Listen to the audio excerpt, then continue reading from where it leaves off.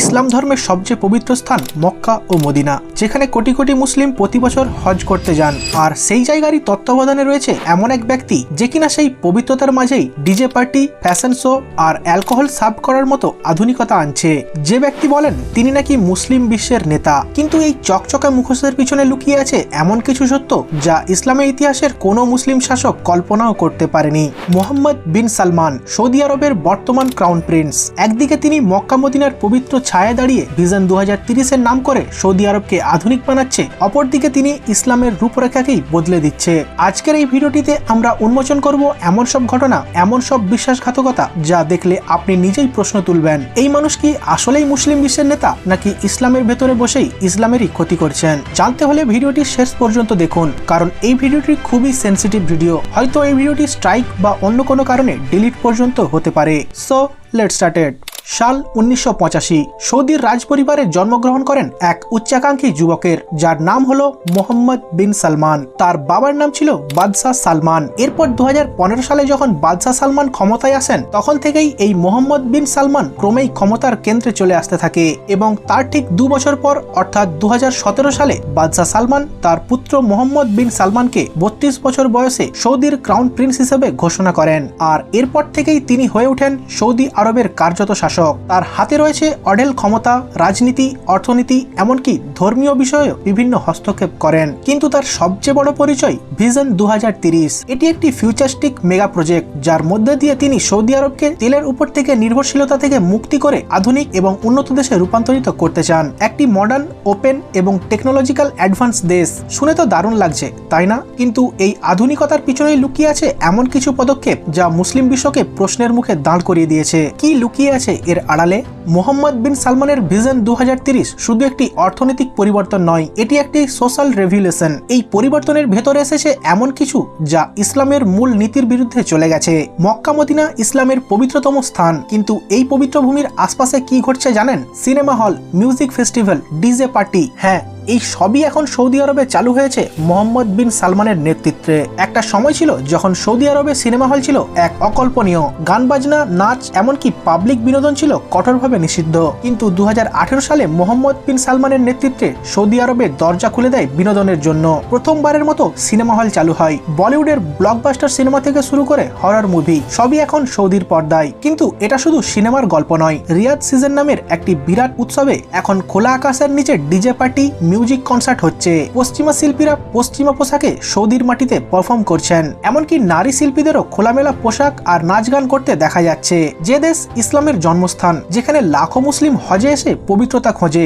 সেখানেই এই আধুনিকতা কি ইসলামের মূল্যবোধের বিরুদ্ধে যুদ্ধ ঘোষণা নয়? আপনি কি মনে করেন? দ্বিতীয়ত, সৌদি আরব ছিল ইসলামিক পোশাকের কঠোর নিয়মের জন্য পরিচিতি। নারীদের জন্য হিজাব বা আবায়া পরা ছিল বাধ্যতামূলক। রাস্তায়, বাজারে, এমনকি বাড়ির বাইরে পা রাখলেই নারীদের পুরো শরীর ঢেকে রাখতে হতো। এটাই ছিল সৌদির সমাজের ঐতিহ্য, ইসলামের পবিত্রতার প্রতীক। কিন্তু মোহাম্মদ বিন সালমানের হাত ধরেই এই ছবি পাল্টে গেছে। 2018 সালেই তিনি ঘোষণা করেন হিজাব আর বাধ্যতামূলক নয়। এখন রিয়াদের মলে, জেদ্দার রাস্তায়, এমনকি কনসার্টের মঞ্চে নারীদের দেখা যায় হিজাব ছাড়া। কেউ কেউ বলে এটা নারী স্বাধীনতা। কিন্তু প্রশ্ন হচ্ছে, ইসলামের পবিত্র ভূমিতে যেখানে মক্কা মদিনার আলো ছড়িয়ে পড়ে, সেখানে এই পরিবর্তন কি সত্যিই নারীদের ক্ষমতায়ন, নাকি ইসলামের মূল থেকে দূরে সরিয়ে নিয়ে যাওয়ার একটি পদক্ষেপ? আর সবশেষ, নিয়ম সিটি, একটি ফিউচারিস্টিক শহর যেখানে প্রযুক্তি, বিলাসিতা আর বিনোদনের সমন্বয় ঘটবে। কিন্তু এই শহরের পরিকল্পনা শুনলে আপনি চমকে উঠবেন। নিয়ম শহরে ইসলামিক আইন কার্যকর হবে না। হ্যাঁ, ঠিকই শুনছেন, এই শহরে থাকবে মদ্যপানের অনুমতি, নাইট ক্লাব, ডিজে পার্টি।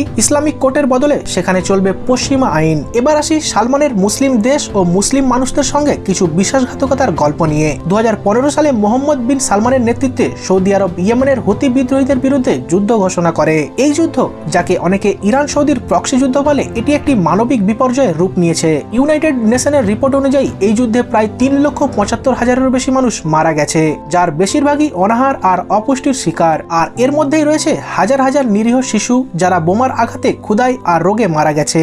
সৌদির নেতৃত্বাধীন জোট শুধু হুতিদের বিরুদ্ধেই হামলা চালায়নি, তারা ইয়েমেনের পুরো কার্গো সাপ্লাই চেনটিকেই ব্লক করে দিয়েছিল। আর এই অবরোধের কারণে খাদ্য, ঔষধ, জ্বালানি সরবরাহ বন্ধ হয়ে যায়, আর যা লাখো লাখো মানুষকে অনাহারের দিকে ঠেলে দিয়েছে। চলছে, হাসপাতালগুলো বন্ধ, স্কুল বন্ধ, আর শিশুরা রাস্তায় ক্ষুধায় কাঁদছে। একজন মুসলিম নেতা কি এভাবেই নিজেদের মুসলিম ভাই বোনদের উপর নির্মম অত্যাচার করতে পারে? যে দেশ মক্কা মদিনার পবিত্র ভূমি রক্ষা করে, সেই দেশ কি লাখো মুসলিম শিশুর মৃত্যুর জন্য দায়ী হতে পারে? দ্বিতীয়ত, ফিলিস্তিন ইস্যুতে মোহাম্মদ বিন সালমানের নীরবতা কেন? শুধু নীরবতাই নয়, বরং তিনি ইসরায়েলের সঙ্গে গোপনে মিলিটারি ও ডিপ্লোম্যাটিক সম্পর্ক গড়ে তুলছে। সৌদি আরব এটা প্রকাশ্যে স্বীকার না করলেও বিভিন্ন রিপোর্টে বলা হয় যে মোহাম্মদ বিন সালমান ইসরায়েলের সঙ্গে স্বাভাবিকরণের পথে হাঁটছে। 2018 সালের একটি সাক্ষাৎকারে মোহাম্মদ বিন সালমান বলেছিলেন, ফিলিস্তিনের উচিত শান্তির চুক্তি মেনে নেওয়া, আর নয়তো চুপ করে থাকা। এই কথা কি একজন মুসলিম নেতার মুখ থেকে আশা করা যায়? ফিলিস্তিন যখন তাদের ভূমির অধিকার আর মর্যাদার জন্য লড়াই করছে, তখন সৌদি আরবের ক্রাউন প্রিন্স কেন তাদেরকে এভাবে অপমান করছে?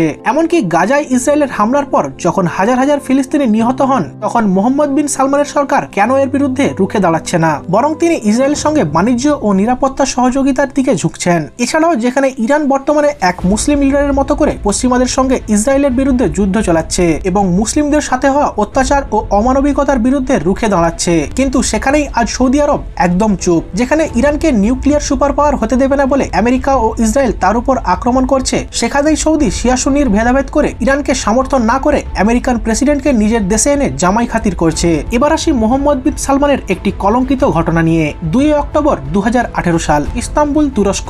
জামাল খাশোগি নামের একজন সৌদি মুসলিম সাংবাদিককে তুরস্কের সৌদি দূতাবাসের ভেতরে নৃশংসভাবে হত্যা করা হয়। আর এরপর তদন্তে যা বেরিয়ে আসে তা শুনলে আপনার রক্ত ঠান্ডা হয়ে যাবে।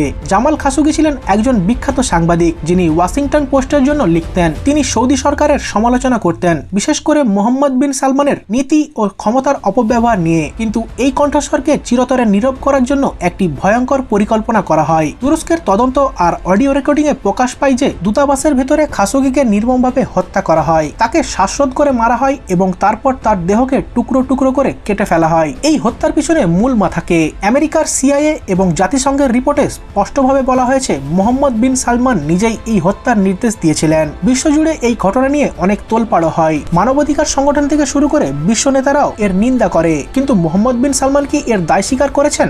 না, তিনি দাবি করেন এটা তার অজান্তেই হয়েছে। এবার আসুন ভিশন 2030-এর দিকে। মোহাম্মদ বিন সালমান বলেন এটি সৌদি আরবের ভবিষ্যৎ, কিন্তু এই ভবিষ্যৎ কি ইসলামের মূল্যবোধের সঙ্গে মিলে? নিয়ম সিটি এমন একটি স্বপ্নের শহর যেখানে মদ্যপান, ডিজে পার্টি, নাইট ক্লাবের আলোয় ঝলমল, পশ্চিমা বিনোদন, হলিউড সিনেমা, কনসার্ট। এটা কি সৌদি আরব, না কোনো পশ্চিমা পপ কালচারের হাব? ইসলাম শেখায় বিনয়, ইবাদত আর পবিত্রতা। মক্কা মদিনার পবিত্র ভূমি থেকে যে আলো ছড়িয়ে পড়ে তা সকলের জীবনকে আলোকিত করে, কিন্তু এই ভিশন 2030 সেই আলোকেই অন্ধকারে নিমজ্জিত করছে। কিন্তু এত কিছুর পরও একটা বড় প্রশ্ন রয়ে যায়, মুসলিম বিশ্ব আজ কেন চুপ? এত সব বড় বড় কাণ্ড ঘটার পরেও মুসলিম দেশগুলো কেন আজ প্রতিবাদে নামছে না? যদি আজ কোনো অন্য মুসলিম দেশের প্রেসিডেন্ট এমন কাজ করত, তাহলে সারা দুনিয়ার ইসলামিক দল তাকে গালমন্দ করত। কিন্তু সৌদি আরবের বেলায় সবাই চুপ কেন? উত্তরটা একটাই, পেট্রোডলার। সৌদি আরবের অঢেল অর্থের জেরে মুসলিম দুনিয়া যেন তাদের আজ দাসীতে পরিণত হয়েছে। অনেক মুসলিম দেশ সৌদির অর্থনৈতিক সাহায্যের উপর নির্ভরশীল। তাদের বিনিয়োগ, তাদের তেল, তাদের প্রভাব, এই সবই যেন মুসলিম নেতার মুখ বন্ধ করে দিয়েছে। এছাড়াও আরো একটি বড় কারণ হলো মক্কা আর মদিনা। এই দুই পবিত্র স্থান সৌদি আরবের হাতে। প্রতি বছর লাখো মুসলিম হজে যায় সৌদির অতিথি হয়ে। এই পবিত্রতার দায়িত্ব যাদের হাতে, তাদের বিরুদ্ধে কথা বলার সাহস কয়জনের আছে? কিন্তু প্রশ্ন হচ্ছে, মক্কা মদিনার দায়িত্ব কি এমন কারোর হাতে থাকা উচিত যিনি ইসলামের মূল্যবোধের সঙ্গে খেলা করছেন, যিনি নাইট ক্লাব, মদ্যপান আর পশ্চিমা কালচারের প্রচার করছেন? তিনি কি সত্যি ইসলামের পবিত্র স্থানের পাহারাদার হওয়ার যোগ্য? আজ আপনি শুনলেন এমন একজনের গল্প যিনি নিজেকে ইসলাম ধর্মের রক্ষাকর্তা বলছেন, অথচ তার পদক্ষেপে আজ ইসলাম নিজেই হুমকির মুখে। মোহাম্মদ বিন সালমান কি আসলেই মুসলিম বিশ্বের নেতা, নাকি ইসলাম ধর্মের ইতিহাসের এক বড় বিশ্বাসঘাতক? একজন মুসলিম হিসেবে আমাদের দায়িত্ব কি চুপ করে থাকা, নাকি সত্যের পক্ষে দাঁড়ানো? কমেন্টে লিখে জানান আপনি কি মনে করেন, আর অবশ্যই ভিডিওটি শেয়ার করুন যাতে সত্যিটা আরো মানুষ জানতে পারে।